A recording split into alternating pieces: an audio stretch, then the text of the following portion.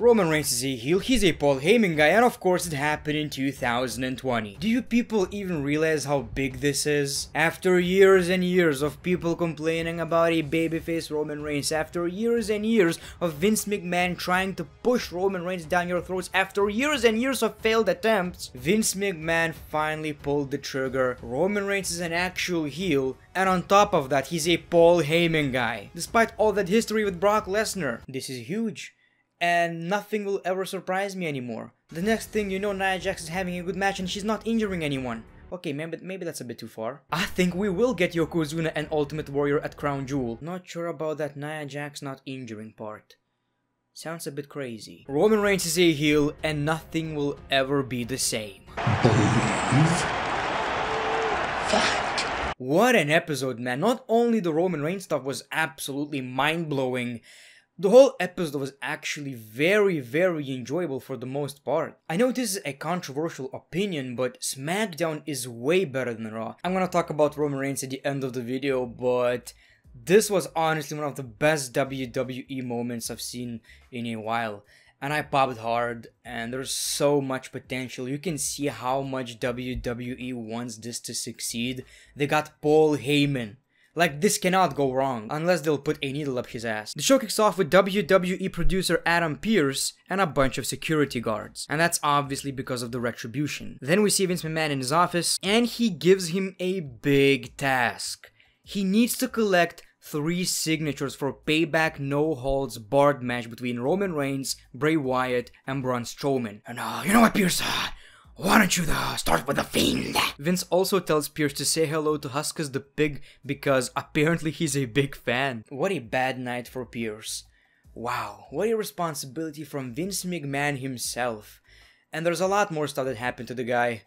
I feel sorry for him. We got the new Intercontinental Jeff Hardy in the ring, and he says it's good to be standing in the Thunderdome. After what AJ did to his knee last week, he's lucky to be standing anywhere. And he goes on to say he's ready to defend the championship tonight. So basically, an open challenge is a thing. Something that I talked about in my previous SmackDown review, I feel like Jeff Hardy is the superstar that should have open challenges. AJ Styles interrupts. He says Hardy is a liar and a cheat. And AJ Styles is not cleared to compete. AJ continues yelling, and he got dropped by Jeff Hardy. Shinsuke Nakamura answers the open challenge, and we got the Intercontinental Championship match. Shinsuke versus Jeff Hardy. Jeff Hardy was selling the injury throughout the match. It was actually pretty okay. In the middle of the match, we saw Cesaro basically saying that he went to get champagne and he didn't see Shinsuke Nakamura anymore. And he's kind of angry about that. You know, how could you accept the challenge? We're champions. What kind of partner you are? But he wasn't, you know, straightforward with it. He wished him luck. We also got AJ Styles on commentary. He was complaining about Jeff Hardy cheating. And you know what? Jeff Hardy did the exact same thing in this match as well. And AJ was very angry about that. So Jeff Hardy retains the championship with the Swanton Bomb. We see a stare down between Jeff Hardy and AJ Styles as Jeff Hardy is trying to get to the back. But we got Sami Zayn returning with the real Intercontinental Championship because he never lost the title. I mean, I think officially Jeff Hardy is a champion, and what I mean by real is that this championship looks so much better. You can see how much more detailed the Sami Zayn championship has. The leather looks better, the whole plate looks better, it just looks more real. And I believe the winner of this match, if we're gonna get that match, is gonna actually carry that championship. So we got, you know, a stare down until Sami Zayn drops Jeff Hardy. We got AJ Styles wanting to fight Jeff Hardy again, but Jeff Hardy was like, okay, I'm fine now.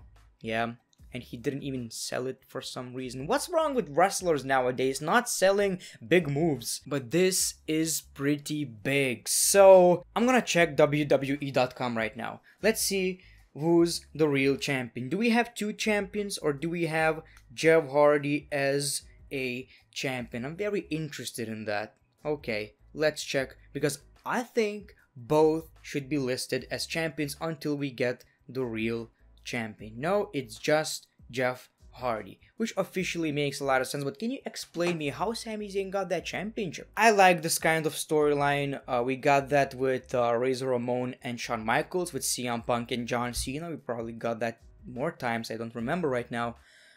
But it has a lot of potential, and it seems like it's a triple threat rivalry right now. kinda. We got Firefly Funhouse. Of course, Bray Wyatt is a new champion right now, and he's very happy about that. He says it's good to see Roman Reigns again, and it seems like The Fiend is more of a babyface than Roman Reigns in this situation, which is good. We got Adam Pearce, and he says he wants him to sign the contract. Why would I sign it? You know, The Fiend has to sign it.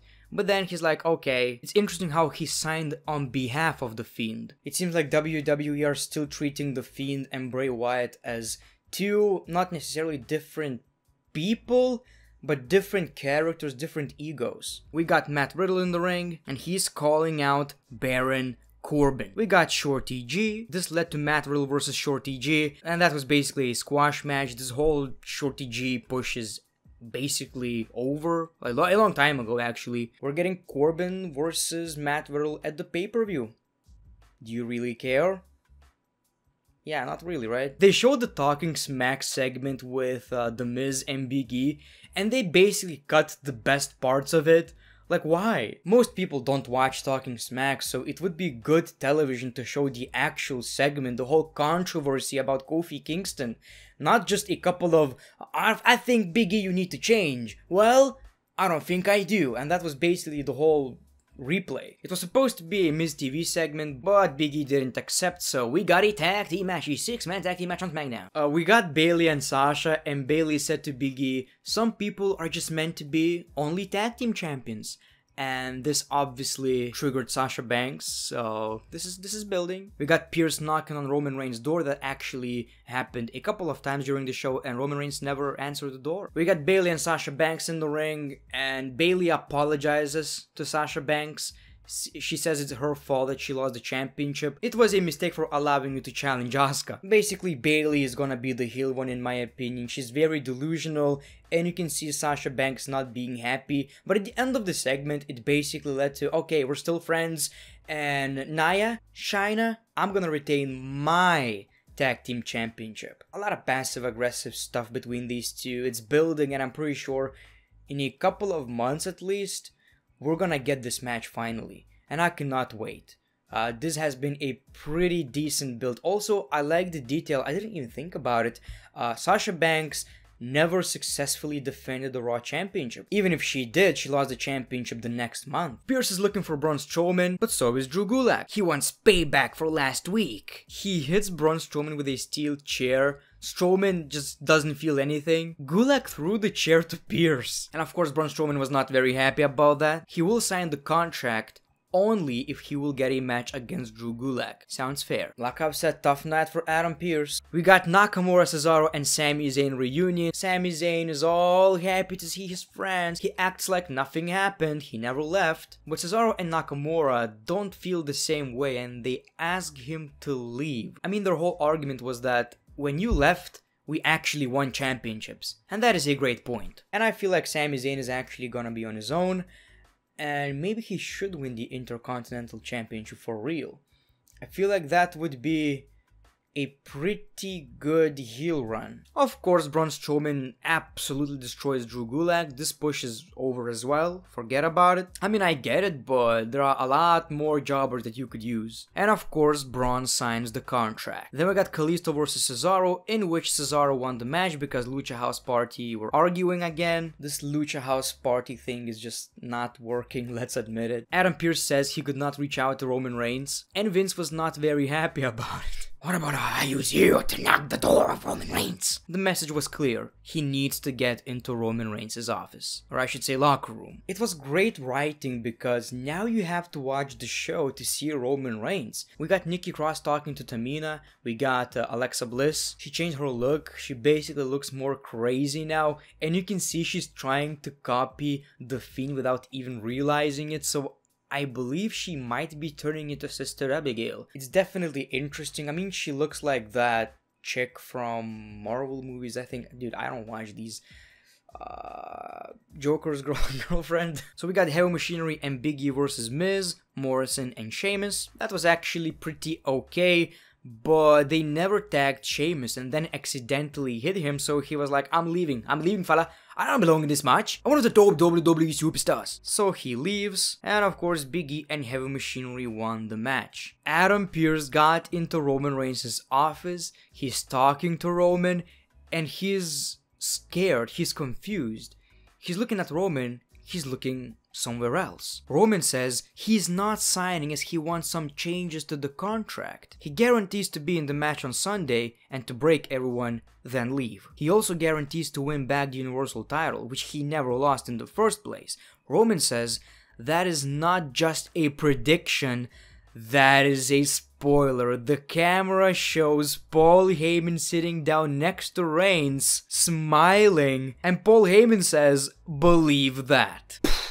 Just, what the f***?